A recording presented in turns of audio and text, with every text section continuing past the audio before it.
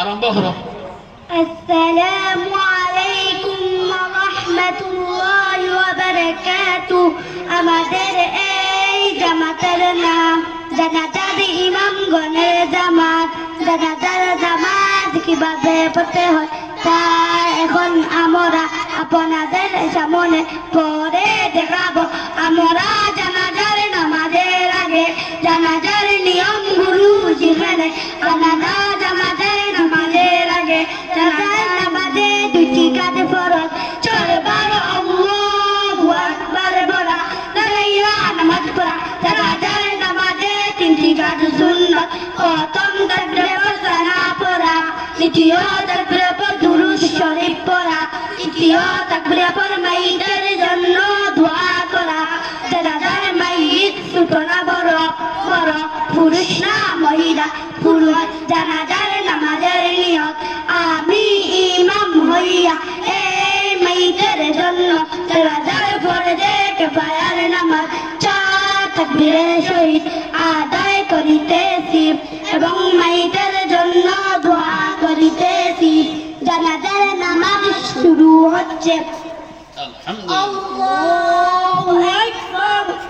سبحانك اللهم وبحمدك وتبارك اسمك وتعالى جدك وجل ثناؤك ولا إله غيرك.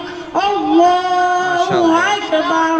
اللهم صل على محمد وعلى آل محمد كما صليت على إبراهيم وعلى آل إبراهيم إنك حميد مجيد.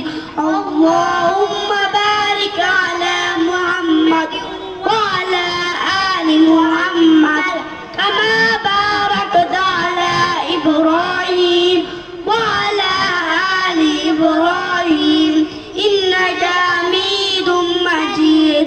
الله أكبر. اللهم اغفر لحينا وميتنا وشاهدنا وغائبنا وصغيرنا وكبيرنا وذكرنا وأنثانا. اللهم من أحييته منا فأحييه على الإسلام ومن توفيته منا فتوفه على الإيمان. الله أكبر. السلام عليكم ورحمة الله. السلام عليكم ورحمة الله. মাশাআল্লাহ। আমরা সবাই কই আলহামদুলিল্লাহ। আলহামদুলিল্লাহ।